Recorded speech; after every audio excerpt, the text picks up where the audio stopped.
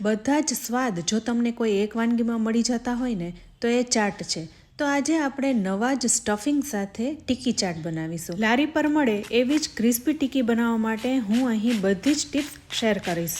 અને સાથે ખજૂર આમલીના ઉપયોગ વગર નવી ઇન્સ્ટન્ટ ચટણી પણ બનાવીશું. તો લારી પર મળે એવા જ ટિક્કી ચાટ જો તમે ઘરે બનાવવા ઈચ્છતા હોય ને તો આ રેસીપી એકવાર જરૂરથી ટ્રાય કરજો. તો શરૂઆત આપણે ચણાની દાળ અને વટાણાને પલાળવાથી કરી છે. તો અહીંયા અડધો કપ ચણાની દાળ અને અડધો કપ વટાણાને 5 થી 6 કલાક માટે પલાળીને રાખી દીધા હતા.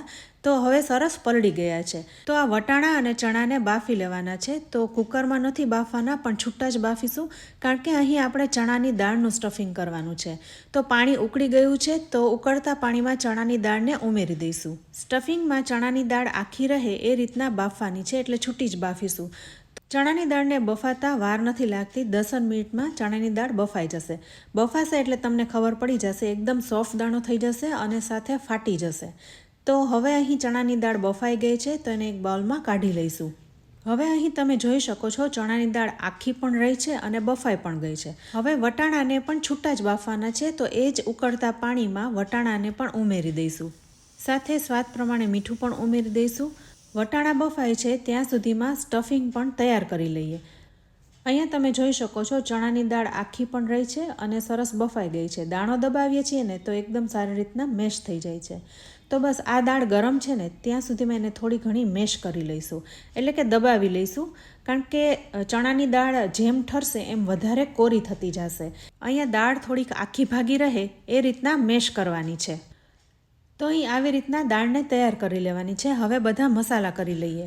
તો સૌથી પહેલાં સ્વાદ પ્રમાણે મીઠું, સંચળ પાવડર, ચાટ મસાલો અને થોડા એવા મરી ઉમેરી દઈશું. મરી હું તાજા ક્રશ કરીને જ ઉમેરું છું, એટલે એની ફ્લેવર સરસ આવે. તો હાફ ટીસ્પૂન જેવા મરી ઉમેરી દઈશું. તો બસ હવે બધા મસાલા થઈ ગયા છે. અહીં બધા સૂકા મસાલા જ ઉમેરવાના છે. હવે દાળને મિક્સ કરી લઈશું. તો અહીં આ સ્ટફિંગ તૈયાર થઈ ગયું છે. સાથે બીજા ગેસ ઉપર વટાણા પણ બફાઈ ગયા છે. વટાણા અહીં છૂટા રહે એ રીતના જ બાફવાના છે. અહીંયા દાણો દબાવીએ છીએ તો દબાઈ જાય છે. તો વટાણા કૂક થઈ ગયા છે. હવે વટાણાને પાણીમાંથી બહાર નહીં કાઢીએ, કારણ કે જલ્દીથી સૂકા થઈ જતા હોય છે. એટલે જ્યારે સર્વ કરવાના હોય ને ત્યારે જ વટાણાને પાણીમાંથી બહાર કાઢીશું. સાથે હવે ટિક્કી પણ બનાવી લઈએ.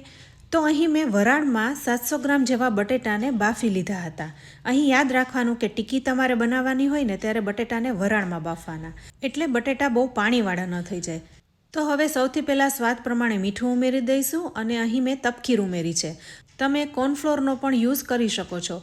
ટિક્કી એકદમ ક્રિસ્પી કરારી બને ને એ માટે તપકીર ઉમેરવી જરૂરી છે, કારણ કે તો જ બટેટામાં જેટલો પાણીનો ભાગ હશે ને એ શોષાઈ જશે. તો સૌથી પહેલાં 2 ચમચા જેવી તપકીર ઉમેરીને મિક્સ કરી દઈશું, અને જો પછી જરૂર પડે તો ઉમેરીશું. પણ બટેટા મિક્સ કરતાં હજુ થોડો પાણીનો ભાગ વધારે લાગે છે, તો ફરી 1 ચમચા જેવું ઉમેરી દઈશું. સાથે અગત્યની ટીપ એ છે કે જ્યારે બટેટા ગરમ હોય ને ત્યારે જ તમારે તપકીરને મિક્સ કરી લેવાની. જો બટેટા એકવાર ઠરી ગયા ને પછી તમે તપકીર મિક્સ કરશો કે કોર્નફ્લોર મિક્સ કરશો ને તો બટેટા છે એ ચીકણા થઈ જશે અને સરખી રીતના ટિક્કી છે એ બનશે નહીં. તો જ્યારે બટેટા ગરમ હોય ને ત્યારે જ આ તપકીર અંદર મિક્સ કરી લેવાની છે. કદાચ બટેટા ઠરી ગયા હોય ને તો માઇક્રોવેવમાં અથવા તો વરાળમાં ફરી ગરમ કરી લેવા અને પછી તપકીર ઉમેરવી અને લોટ બાંધી લેવો. તો અહીં તમે જોઈ શકો છો એકદમ સરસ રીતના તપકીર મિક્સ થઈ ગઈ છે. તો હવે પેટીસ બનાવી લઈએ. તો અહીંયા મેં ઓલરેડી 2 પેટીસ બનાવી લીધી છે. તો હવે પેટીસ કેવી રીતના બનાવી એ હું તમને બતાવી દઉં. તો બટેટાનો મોટો પોર્શન હાથમાં લઈ હાથેથી ગોળ થેપી લઈશું અને વચ્ચે ખાડો કરી સ્ટફિંગ મૂકી દઈશું અને બોર્ડરથી ઉપર લેતા જઈને સીલ કરી દઈશું. તો આવી રીતના બધી ટિક્કીને તૈયાર કરી લેવાની છે. બટેટાના માવાને છે ને રેસ્ટ નથી આપવાનો, તરત જ ટિક્કી બનાવી લેવાની. હવે બટેટાની ટિક્કી ઉપર થોડી થોડી તપકીર લગાવી દઈશું, એટલે ચોટે નહીં. અહીંયા મેં મોટી ટિક્કી બનાવી છે, પણ જો તમારે નાની નાની ટિક્કી બનાવવી હોય તો એ રીતના પણ તમે બનાવી શકો છો. તો અહીં આ રીતે બધી ટિક્કી તૈયાર કરી લીધી છે. તો ફ્રેન્ડ્સ, ટિક્કી બનાવવા માટે મેં જે ટિપ્સ આપી છે એને યોગ્ય રીતના ફોલો કરવાની છે. સૌથી પહેલાં તો બટેટાને વરાળમાં બાફવા, અને જ્યારે બટેટા ગરમ હોય ને ત્યારે જ એમાં તપકીરને મિક્સ કરી ટિક્કી બનાવી લેવાની છે. તો હાથમાં બિલકુલ ચોટશે પણ નહીં અને શેપ પણ સરસ આવશે. તો આ લોટ બાંધવાની ખૂબી થઈ. પણ ટિક્કીને એકદમ ક્રિસ્પી કરારી કરવા માટે કેવી રીતના શેકવી એ હું વિડીયોમાં તમને આગળ જણાવીશ. પણ એ પહેલાં ખજૂર આમલી પલાળ્યા વગર ઇન્સ્ટન્ટ ખાટી મીઠી ચટણી બનાવી લઈએ. તો એના માટે એક કડાઈમાં અડધો કપ જેવો ગોળ લેવાનો છે. સાથે અડધા કપથી થોડું વધારે પાણી પણ ઉમેરી દઈશું. પાણીમાં ગોળને ઓગાળી લેવાનો છે. તો ગેસ ચાલુ કરી દઈશું અને ધીમે ધીમે ગોળ છે એ પાણીમાં ઓગળતો જશે. તો હવે થોડો જ ગોળ ઓગાળવાનો બાકી છે, તો સાથે આપણે મસાલા પણ કરી લઈએ. આ ચટણીમાં આમલીનો ઉપયોગ નથી કરવાનો, એટલે આમચૂર પાવડરનો ઉપયોગ કરીશું, જેનાથી ચટણીમાં આમલી જેવી ખટાશ આવશે. તો 2 ચમચી જેવો ઉમેરી દઈશું. સાથે સ્વાદ પ્રમાણે મીઠું ઉમેરી દઈશું અને 5 ચમચી જેવો સંચળ પાવડર ઉમેરી દઈશું. સાથે 5 ચમચી જેવા મરી પણ ઉમેરી દઈશું. તો તાજા જ ક્રશ કરીને નાખીશું એટલે ફ્લેવર સરસ આવે. હવે લગભગ બધો જ ગોળ ઓગળી ગયો છે, તો છેલ્લે 5 ચમચી જેવો સૂંઠ પાવડર ઉમેરી દઈશું. એનાથી ચટણીનો સ્વાદ એકદમ વધી જશે. તો બસ હવે ચટણી તૈયાર થઈ ગઈ છે. કન્સિસ્ટન્સી પણ સરસ થઈ ગઈ છે. તમે જોઈ શકો છો એકદમ પતલી જ છે, પણ હજુ ઠરશે પછી ઘટ થશે, એટલે બહુ વધારે આ ચટણીને ઉકાળવાની જરૂર નથી. તો ફ્રેન્ડ્સ, જ્યારે તમારે ઇન્સ્ટન્ટ ચટણી બનાવવી હોય ને, તો આવી રીતના બનાવી શકો છો અને સ્વાદ પણ એકદમ ખાટો મીઠો આવે છે.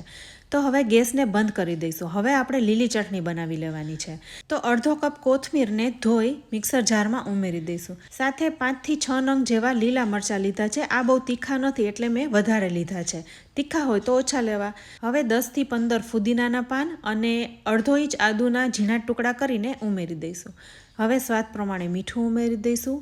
થોડું લીંબુ ઉમેરીશું અને ચટણીનો કલર એકદમ લીલો રહે એ માટે 3 થી 4 ટુકડા બરફના ઉમેરી દઈશું. ચટણીમાં થોડી થિકનેસ આવે એ માટે 1 ચમચી જેવો શિંગદાણાનો પાવડર ઉમેરી દઈશું. અહીંયા બરફના ટુકડા ઉમેર્યા છે એટલે વધારે પાણી નહીં ઉમેરીએ. તો 3 ચમચી જેવું પાણી ઉમેરી મિક્સરનું ઢાંકણ બંધ કરીને બધું પીસી લઈશું. તો જુઓ, ચટણીનો કલર એકદમ સરસ આવી ગયો છે. સાથે ખાટી મીઠી ચટણી પણ ઠરી ગઈ છે. તો છેલ્લે અડધી ચમચી જેવું લાલ મરચું ઉમેરી દઈશું. ચટણી ઠરી ગઈ છે એટલે થોડી ઘટ પણ બની છે. તો બસ આવી જ કન્સિસ્ટન્સી જોઈ છે. તમને એવું લાગે કે ચટણી વધારે ઘટ થઈ ગઈ છે તો ફરી પાછું પાણી ઉમેરી શકો છો. તો ફ્રેન્ડ્સ, આ ઇન્સ્ટન્ટ ખાટી મીઠી ચટણી તૈયાર છે. સાથે લીલી ચટણીને પણ બાઉલમાં કાઢી લીધી છે. તો આ બંને ચટણીઓ તૈયાર થઈ ગઈ છે. હવે આપણે ટિક્કી પણ બનાવી લઈએ. તો ગેસ ઉપર નોનસ્ટિક તવીને ગરમ કરવા રાખી દીધી છે. સાથે તેલને પણ ઉમેરી દઈશું. અહીં તમે જોઈ શકો છો તેલ હું વધારે લઈ રહી છું, કારણ કે ટિક્કી છે ને એ લારી ઉપર મળે એવી ક્રિસ્પી કરવાની છે. તો તવીમાં જેટલી સમાય એટલી ટિક્કીને મૂકી દઈશું.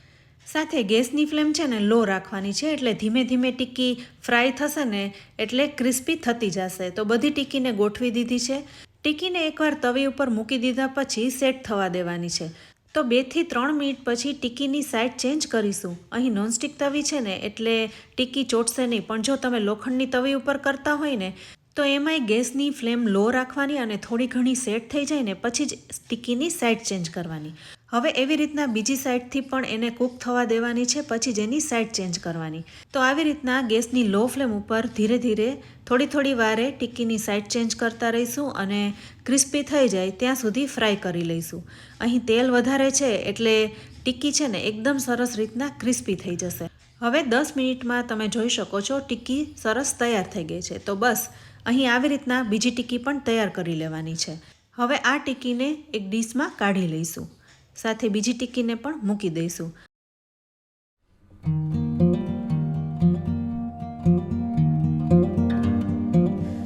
તો અહીંયા આપણે બધી ટિક્કીને તૈયાર કરી લીધી છે. તમે અવાજ સાંભળી શકો છો, એકદમ ક્રિસ્પી થઈ છે. હવે મેં અહીં લગભગ બધી વસ્તુને તૈયાર કરી લીધી છે. તમે જોઈ શકો છો આપણે જે લીલી ચટણી તૈયાર કરી એ છે, થોડું મોડું દહીં છે, ખાટી મીઠી ચટણી, વટાણા બાફેલા, સાથે સેવ, દાડમ લીધા છે, થોડો ચાટ મસાલો, લાલ મરચું પાવડર અને કોથમીર. તો આટલી વસ્તુને તૈયાર કર્યા પછી ચાટને એસેમ્બલ પણ કરી લઈશું. આજે આપણે આ ચાટ ડુંગળી લસણ વગર બનાવી રહ્યા છે, તો પણ એટલી સરસ થાય છે ને. સમોસામાં તો આપણે ચણાની દાળનું સ્ટફિંગ કરતા હોય છે, પણ આવી રીતના તમે ટિક્કીમાં બનાવશો ને તો પણ એકદમ સરસ લાગે છે. તો ટિક્કીને બાઉલમાં ગોઠવી દીધી છે. હવે એની ઉપર લીલી ચટણી, ખાટી મીઠી ચટણી અને થોડા વટાણા ઉમેરીશું. વટાણાથી આ ચાટનો સ્વાદ એકદમ રગડા ચાટ જેવો લાગે છે, એટલે એ તો ખાસ ઉમેરવા. હવે વટાણા ઉપર થોડો મસાલો પણ છાંટીશું, તો ચાટ મસાલો છાંટી દઈશું. ત્યારબાદ બદામ, દાડમ, સેવ વગેરે વારાફરતી ઉમેરતા જવાનું છે અને ચાટને તૈયાર કરી લેવાની છે. તો ફ્રેન્ડ્સ, તમે પણ આ રીતના ચાટ બનાવજો અને તમને કેવી લાગી એનો ફીડબેક અમને કમેન્ટ બોક્સમાં જરૂરથી આપજો. રેસીપી સારી લાગે ને તો વિડીયોને લાઇક અને શેર કરજો, સાથે અમારી ચેનલને સબસ્ક્રાઈબ કરી લેજો અને અમારા ફેસબુક પેજને લાઇક કરી ફોલો કરી લેજો. તો ફરી મળીશું એક ઉપયોગી રેસીપી સાથે. ત્યાં સુધી આવજો.